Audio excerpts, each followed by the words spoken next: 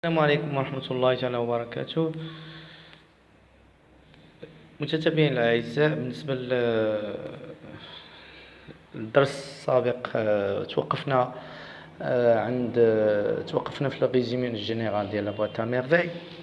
كنا تكلمنا على ليليمون بيرتورباتور، يعني ليليمون ديكلانشور، يعني المشكل اللي وقع في هذه القصة، هذا المشكل الرئيسي، وهو فقدان الأب ديال سيدي محمد، العمل ديالو والإفلاس والمرض ديالو اللي كان مدة طويلة.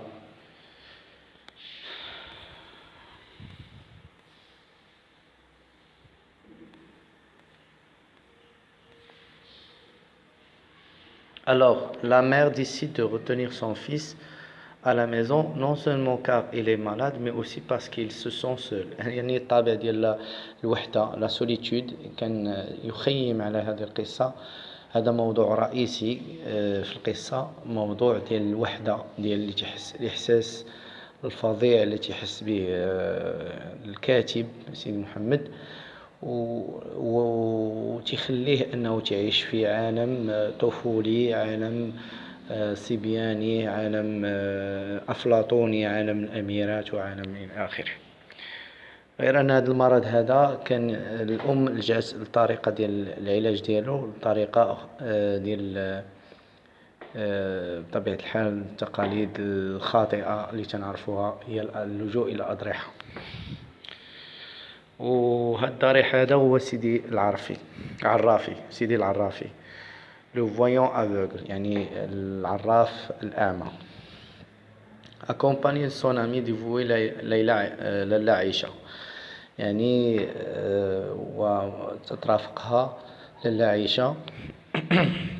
2 jours après le départ du père، يعني après 2 jours، يعني مورا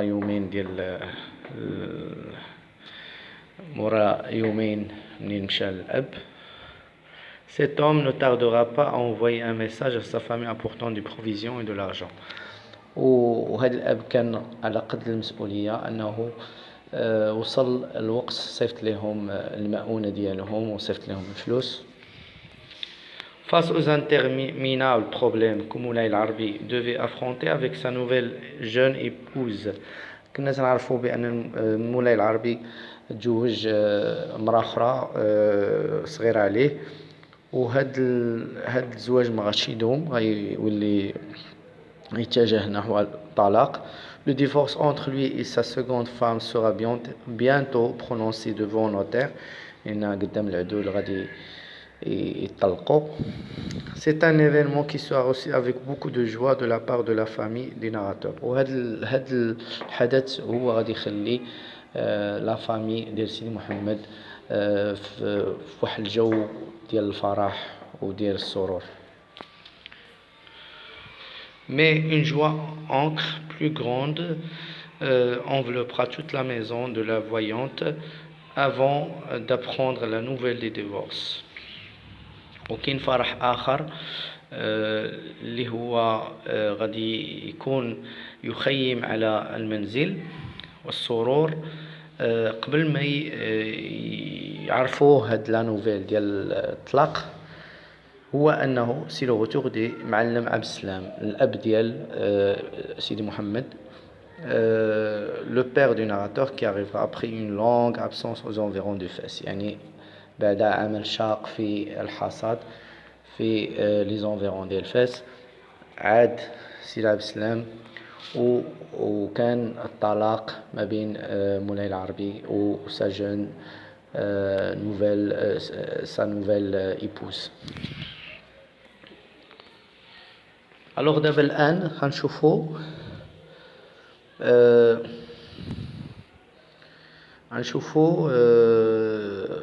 résumé par chapitre.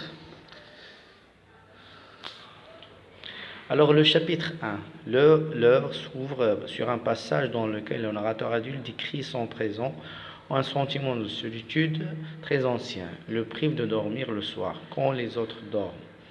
Sans plus de détails, il décrit ce qu'il voit, les souvenirs, un enfant de 6 ans lui-même qui joue et essaie d'attraper un moineau qui ne vient jamais. Sa solitude alors l'accompagne depuis son enfance. Du pronom je, le narrateur passe à employer le pronom collectif nous pour parler aussi de ses parents. Alors دابا بالنسبه للشابتر 1 تيتكلم الموضوع الرئيسي يتكلم فيه هو موضوع لا سوليتود الوحده وتيتكلم كذلك على هذا المشكل ديال الوحده والاحساس ديال الوحده خلى انه ما تيجيه الارق ما تينعش وفي حين الاخرين تينعسوا. الوغ هو كطفل ديال السنين تيلعب مع الطيور ولكن هذاك الطير ما تيبقاش معاه يعني تيتفرق معاه وهذا هو تيعمق احساس بالوحده. الوغ فين يلقى بطبيعه الحال الراحه وفين يلقى سيدي محمد فين يلقى يعني الغوميد ديالو يلقاه في لا بواط ا ميرفي اللي هي لو تيتر ديال لو رومان. Alors من je le pronom je يعني استعمال ديال الضمير انا ينتقل الى استعمال الضمير نو اللي كأسرة ديال سيدي محمد اللي فيها لاله زبيدة وسيدي عبد السلام. وتيتكلم في الاول il présente d'abord la شوافة au niveau quand c'est fait يعني الشوافة والحفلات ديالها والحضرة إلى آخره. Il occupait le rez-de-chaussée. Il occupait يعني تسكن في rez-de-chaussée. Occuper, habiter, ça veut dire habiter. Puis les autres voisins جيران الآخرين دريس العواد sa femme رحمة leur fille زينب et فاطمة بزيوية. يعني الأسرة الأخرى هي دريس العواد ومرته رحمة وبنتها زينب وفاطمة بزيوية. Il explique ensuite pourquoi il n'avait pas d'amis. تيشرح كذلك علاش ما عندوش هو الأصدقاء.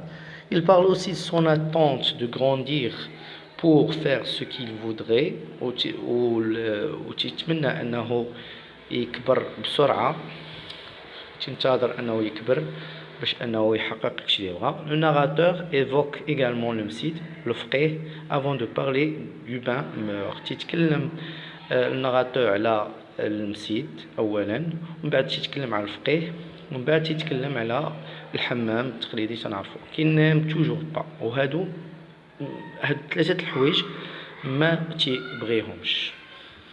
Vient alors une description des objets de la boîte à merveilles et la relation que l'enfant entretenait avec eux. تكلمنا على la boîte à merveilles اللي تلقى فيها الراحة ديالو وتحلم في واحد العالم أفلاطوني سبياني وخيالي. Il lui porte secours dans les heures de chagrin. وقلنا تعشقوه في أيام ديال الحزن وفي ساعات الحزن. La mère du narrateur comme il a décrit وتتكلم على الأم ديالو واللي توصفها avec des talents dans l'art de raconter imiter le personnage ces récits. يعني توصفها بواحد الطريقة يعني talentueux يعني طريقة ذكية بأنها هي من الشرفة إلى آخره. Finalement في الأخير le narrateur nous relate le drame de la lessive linge يعني هذاك اليوم اللي غادي تخاصم فيه مع رحمة فوازين الأم ديالو على un bien long récit qui se clôt sur l'évanouissement du narrateur.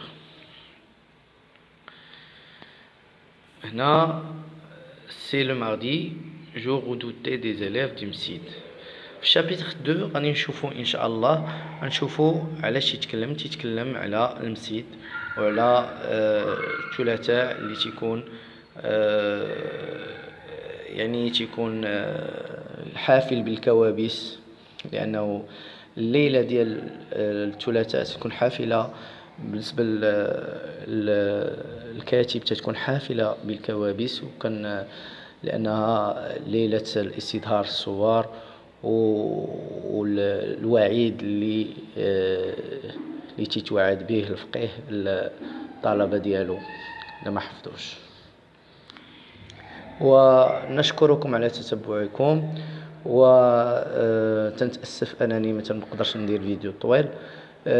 قولوا لي الكومنتير، حاولوا تقولوا لي كومنتير كنتو بغيتوا الفيديو طويل، حيت باش نقدر انني نوصل في اليوتيوب دغيا، نقدر نتيليشارجي دغيا. سينو نحاولوا نديروا شي طريقه باش انني سميتو نديروا فيديو طويل ولكن انا تنخاف انكم تملوا من هذا الفيديو. تندير لكم بشويه بشويه بتيتا باش ما يكثرش عليكم هذاك الشيء. وان شاء الله منين بطبيعه الحال منين تقرب الامتحانات لي زيكزامان غادي نولي نلوح فيديوهات طوال ويكونوا فيه دي زيكسبليكاسيون، ويكون فيه لي فيغور دو ستيل، يكون فيه لي الغرامير، ديسكور ديريكت، ديسكور انديريكت. غادي يكون فيه فيديو شويه يكون شويه شارجي. ونتمناو تدعموا هذه القناه وما تنساوناش لايك وكومنتير وتبارطاجوها مع الاحباب ديالكم. احبكم في الله وشكرا.